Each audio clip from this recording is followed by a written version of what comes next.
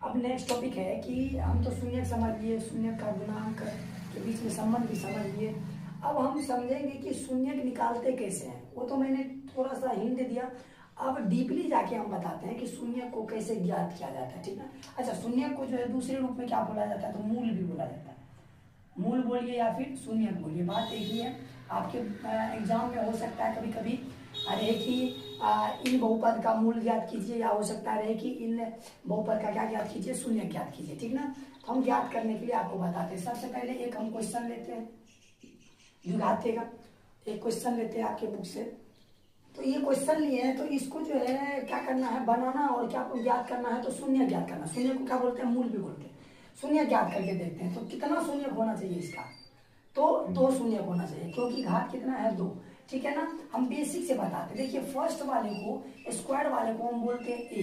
क्या बोलते हैं, ए बोलते हैं। और जो पावर 1 वाला होता है उसको बोलते हैं हम बी। ठीक है ना। और जो नंबर वाला, संख्या वाला होता है उसको बोलते हैं सी। ठीक है ना। जब हम शून्य ज्ञात करेंगे तो ए और सी का क्या निकाल लेना है, गुना करके एलसीएम निकाल लेना है। ठीक है ना। ए और सी को क्या करेंगे, गुना कर देंगे। ए और सी को क्या कर देना है, गुना कर देना। तो ए कितना है, तो 2 है, गुना सी कितना है, तो 6 है। दोनों को जब गुना किया तो कितना है, 6 दूनी 12 हो गया। अब इस 12 का क्या ले लेंगे, लघुत्तम ले लेंगे। तो लगाएंगे लघुत्तम, 2 से लगाएंगे 6 बार में, फिर 2 से लगाएंगे 3 बार में, फिर 3 से लगाएंगे 1 बार में। अब इन 2, 2, 3, 1 को गुना करके जोड़िए और घटाइए, और क्या पुरा दीजिए, तो 7 पुरा दीजिए। ठीक है ना। अगर ये 7 पुरा देते हैं तो आपका क्वेश्चन आराम से बन जाएगा। देखिए, अगर हम 2 और 2 को गुना करते हैं तो 4 होता है। ठीक है, 4 होता है। और 3 को जोड़ देते हैं तो कितना हो जाएगा, 4 और 3, इन दोनों को गुना कर दिए, 2 दूनी कितना हुआ, 4। उसके बाद 3 और 1 को गुना किए तो 3। अब इन दोनों को जोड़ के क्या 7 पुर जाएगा। अगर घटाते हैं, देखिए घटाएंगे तो 4 में से 3 गया तो कितना बचेगा, 1 बचेगा हमको, लेकिन पुराना कितना है, 7। ठीक है। अब इसको जोड़ के हमको क्या पुराना है, तो 7 पुराना है। तो अगर हम जोड़ेंगे तो 4 3 कितना हो जाता है, 7 हो जाता है। ठीक है। लेकिन बहुत बच्चा ऐसे भी बोलेगा, सर दोनों में माइनस लगा दीजिए ना, तो माइनस माइनस प्लस होता है, 4 3 7 हो जाएगा। माइनस का 7 आ जाता है ना, तो माइनस का 7 नहीं लाना है हमको, क्या लाना है, प्लस का 7 लाना है। तो इसलिए हम क्या कर दिए हैं, प्लस कर दिए हैं। ठीक है ना। दोनों में क्या लगा दिए, प्लस लगा दिए। ठीक है। तो 4 और 3 को अगर जोड़ेंगे तो कितना आ गया, 7 आ गया। अब बहुत आसान हो गया। ठीक है ना। अब देखिए कैसे बनाएंगे, तो 2x² का 2x²। ठीक, इनके स्थान पे क्या लिखेंगे, तो एक बार लिखिए, इसको लिखिए या इसको लिखिए, पहले किसी को भी लिख सकते हैं। इसका कोई भी रूल नहीं है कि आप इसको पहले लिखिए या इसको पहले लिखिए। तो हम लिख देते हैं प्लस का 4x, एक बार लिख दिए। उसके बाद एक बार लिख देंगे प्लस का 3x, बचा कौन सा, प्लस का 6, बराबर में दे दीजिए 0। ठीक है, चलिए कोई दिक्कत नहीं होगा। अब उसके बाद क्या करना है, नेक्स्ट स्टेप में कॉमन लेना है। इन दोनों में कॉमन लेना है, फिर इन दोनों में कॉमन लेना है। ठीक है ना। देखिए, जब इन दोनों में कॉमन लेते हैं तो क्या आ जाएगा, 2 इसमें भी है, और दुक्का में 4 आता है। दुक्का में क्या आता है, 4 आता है। इसका मतलब हम 2 को क्या कर सकते हैं, कॉमन ले सकते हैं। ठीक है। इसमें x है, इसमें भी x है, तो x भी क्या आ सकता है, कॉमन आ सकता है। अब अंदर में देखिए क्या बच गया, यहाँ से 2 बाहर निकल गया, यहाँ से एक x बाहर निकल गया, लेकिन एक x तो बचा है ना, तो एक x को हम क्या करते हैं, लिख देते हैं। फिर प्लस का साइन है, प्लस दे दिए। अब यहाँ आए, इसमें से 2 तो बाहर निकल गया, और टेबल पढ़ना है, खाट पढ़ना है। ऐसा नहीं कि 2 2 4, मान लीजिए यहाँ पे 6 रहेगा तो दिक्कत हो जाए। गुना करके देखिए कितना बचा, 2 दूनी 4, तो 2 निकल गया, बचा कितना, 2 ना, 2 दूनी 4 होता है ना, तो 2 बचा। तो यहाँ पे क्या बच गया, 2। x था वो कि क्या हो गया, बाहर निकल गया। x क्या निकल गया, बाहर निकल गया। अब इसमें आते हैं, तो दोनों में प्लस है, प्लस कॉमन आ गया। ठीक है। अब देखिए यहाँ पे 3 है, क्या 3 का में 6 आता है, तो 3 दूनी 6, इसका मतलब 3 को हम क्या कर सकते हैं, कॉमन ले सकते हैं। ठीक है। तो अंदर, अच्छा x यहाँ पे है, यहाँ पे है नहीं है, तो x को हम कॉमन नहीं लेंगे। तो यहाँ पे बच गया मेरा x प्लस का, यहाँ पे क्या बच गया, तो 3 दूनी 6। ऐसा नहीं कि 3 3 6 होता है, 3 दूनी 6, तो 2 बच गया। ठीक है, बराबर में 0। ठीक है। अब देखिए सही है या गलत है, इसका चेक आप खुद ही कर सकते हैं। अगर इस बीच वाला अगर सेम आ जाए, ये बीच वाला अगर आपका सेम आ जाए तो इसका मतलब आपका 100% क्या हो रहा है, सही हो रहा है, अन्यथा क्या हो जाएगा, गलत हो जाएगा। ठीक है ना। अब नेक्स्ट स्टेप में क्या करेंगे, बाहर में जो है उनको एक साथ लीजिए, 2x और प्लस का 3, 2x प्लस 3 एक बार लिख लिए, इन दोनों में से किसी एक को उठा लीजिए, x प्लस 2 को उठा लिए, बराबर में क्या दे दिए, 0 दे दिए। ठीक है ना। अब नेक्स्ट, अब इनसे एक शून्य और एक शून्य, किससे कितना शून्य होगा, 2 शून्य होगा, एक अल्फा एक बीटा, तो एक निकलेगा इससे, एक निकलेगा इससे। तो देखिए हम पहले इससे निकालते हैं, 2x प्लस का 3 बराबर में क्या दे दिए, 0 दे दिए। तो 2x बराबर क्या हो जाएगा बताइए, तो ये प्लस है उधर जाएगा तो माइनस का 3, x बराबर क्या हो जाएगा, तो -3, ये गुने में है तो कहाँ चल जाएगा, भागा में। तो ये हो गया आपका एक शून्यक जिसका नाम रखा जाएगा अल्फा। ठीक है ना। अब दूसरा किससे निकालेंगे, इससे निकालेंगे, x प्लस 2 बराबर 0, तो x बराबर कितना हो जाएगा भैया, तो प्लस है उधर जाएगा तो माइनस का 2, ये हो गया आपका कौन सी, तो बीटा। हो गया कि नहीं हो गया। अब देखिए ये तो आपका प्रोसेस हो गया, गुणनखंड विधि है, ये कौन सा विधि है, तो गुणनखंड विधि, गुणनखंड, इसको कहते हैं गुणनखंड विधि। जब ए और सी को गुना करके जब बनाते हैं तो उसको क्या बोलते हैं, गुणनखंड विधि। ठीक है। अब इसी क्वेश्चन को हम क्या करते हैं, तो ये हुआ गुणनखंड विधि। अब एक तरीका और है जिसको हम बोलते हैं फॉर्मूला, जिसको हम बोलते हैं फॉर्मूला। लगता है इंक खत्म हो गया, इंक देना पड़ेगा।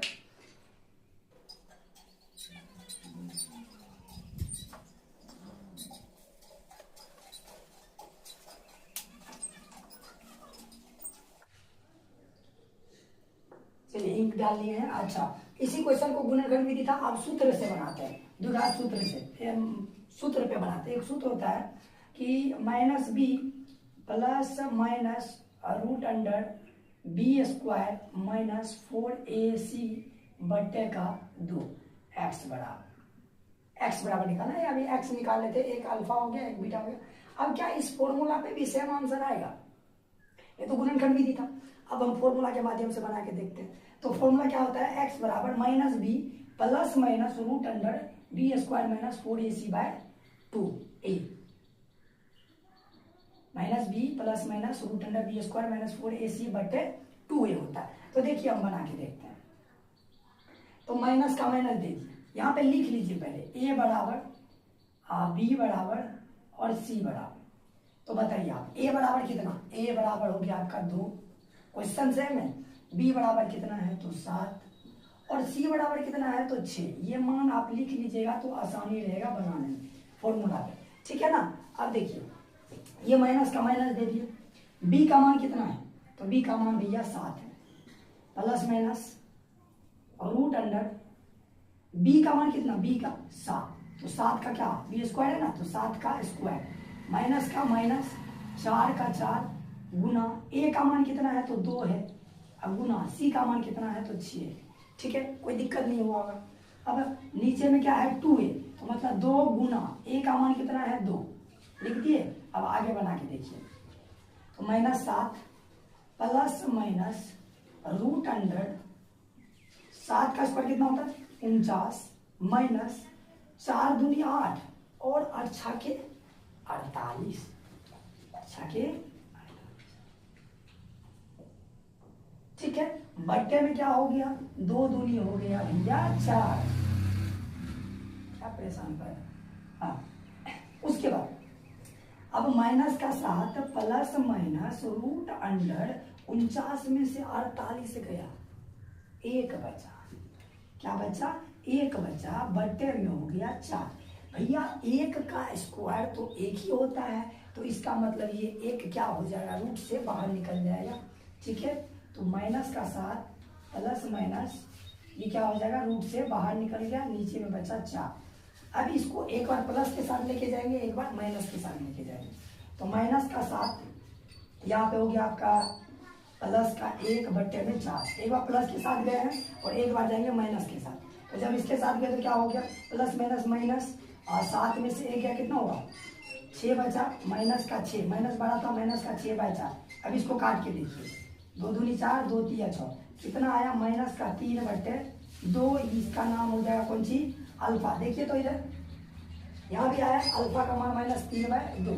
ये गुणनखंड विधि हो गया, ये फॉर्मूला से बना है। दोनों में अल्फा का मान क्या आया 7 आया। अब निकालेंगे बीटा का। तो बीटा का निकालने के लिए क्या करेंगे, तो माइनस के साथ जाएंगे। तो माइनस का 7 प्लस ले लेंगे, क्या लेंगे माइनस का 1 बट्टे में क्या है 4।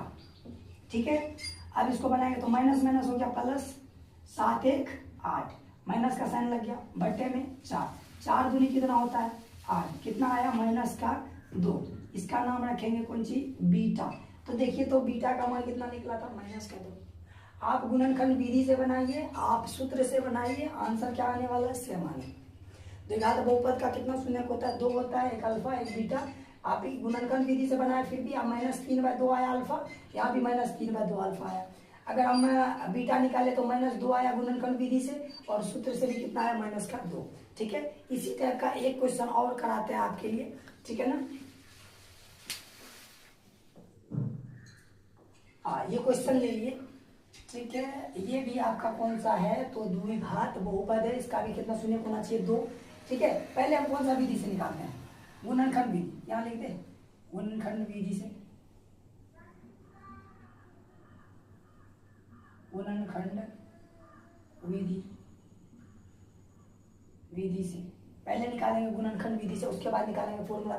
इस बार 100%, जिसको नहीं भी समझ आएगा उसको भी समझ आ जाएगा कि शून्य कैसे ज्ञात किया जाता है गुणनखंड विधि और सूत्र से, ठीक ना। और इससे 100% क्वेश्चन आने वाला है, इसलिए आप लोग ध्यान से पढ़िए और इसको नोट डाउन करते जाइए, ठीक है। देखिए सबसे पहले क्या करेंगे, ए और सी को क्या करते हैं गुणा करते हैं। तो ए कितना 3 और सी कितना 12, 12 दिया कितना हो गया 36। अब इसका क्या ले लेंगे लघुत्तम, 2 से लगाए तो कितना बार में 18 9 36, 2 से लगाए 9 बार में, फिर 3 से लगाए 3 बार में, फिर 3 से लगाए 1 बार में। अब क्या करना है, इनको जोड़ के या घटा के क्या पूरा दीजिए 12, माइनस को छोड़िए पहले 12 पूरा के दिखाइए आप। 12 जब पूरा, अगर हम मान लीजिए 2 और 2 को गुना किया 2 दूनी हो गया 4, और 3 तिया हो गया 9, 9 का 9। अगर 9 और 4 में तोड़ने जाते हैं तो 9 और 4 को अगर जोड़ते हैं तो 9 4 कितना हो गया 13, लेकिन हमको पुराना है 12।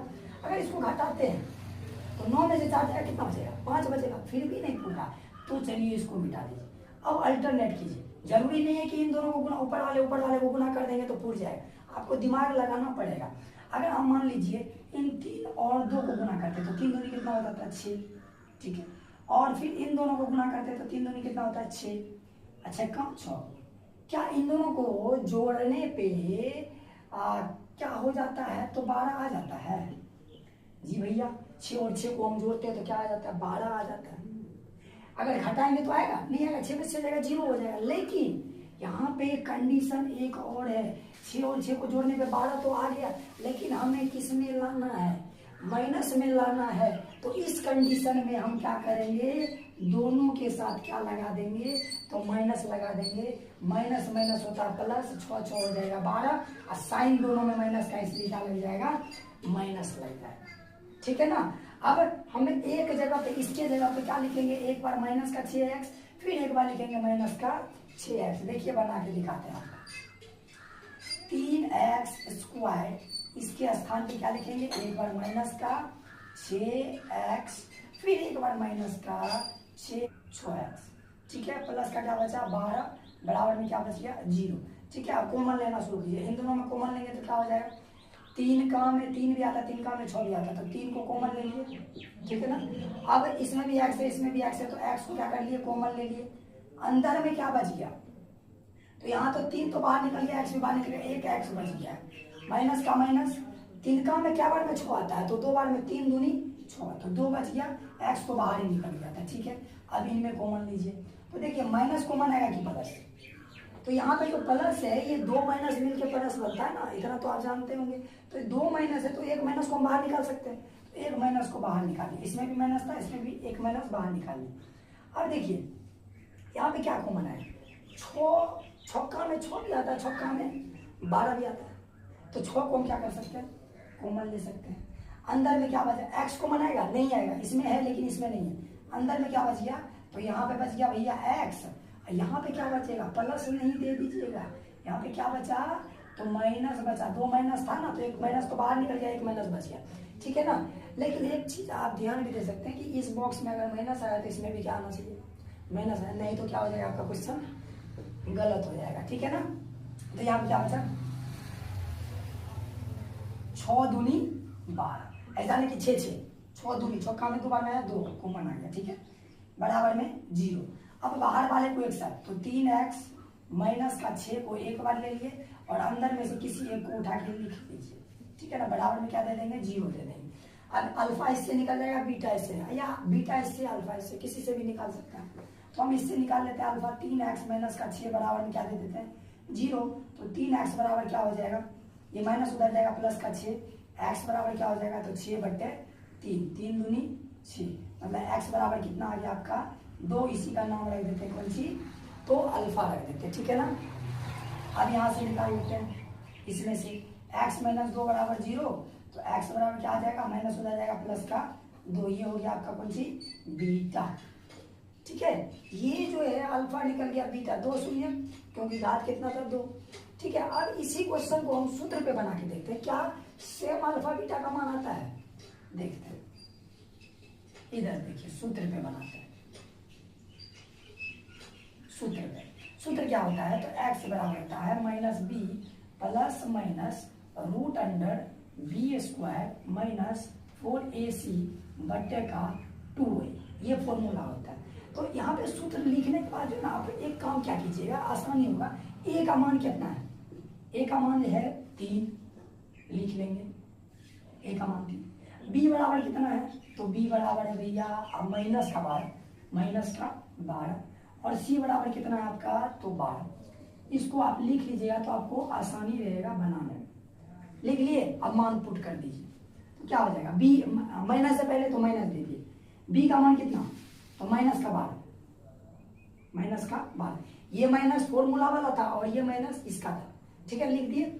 उसके बाद plus minus root under b square, मतलब b का मान कितना है, तो माइनस का 12 है, माइनस का 12 का स्क्वायर, फिर माइनस 4, ये माइनस है 4 गुना a का मान कितना है 3, गुना c का मान कितना है, तो 12, ठीक है। बट्टे में क्या है, तो 2a, तो 2 इंटू a का मान कितना, तो 3। कोई दिक्कत, चलिए अब आगे बढ़ाते हैं। तो माइनस माइनस हो गया प्लस 12, ठीक है, plus minus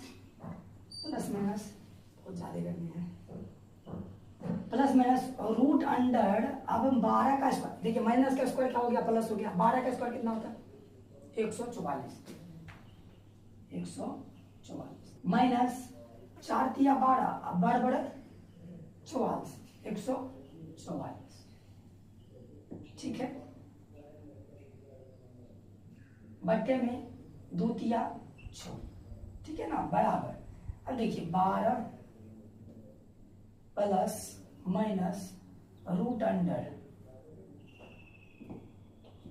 plus minus root under 144 में 144 गया तो 0, बट्टे में क्या है 6, ठीक है, 12 प्लस माइनस रूट से 0 बाहर निकल गया, बट्टे में 6, एक बार ले लेंगे कौन सी, तो 12 प्लस के साथ 6, ठीक है, और एक बार ले लेंगे, यहाँ पे हो जाएगा 12/6, 6 दूनी 12, ये क्या निकल गया अल्फा का मान, माइनस के साथ लेंगे 12 माइनस 0/6, तो 12/6, 6 दूनी 12, ये निकल गया आपका बीटा का मान।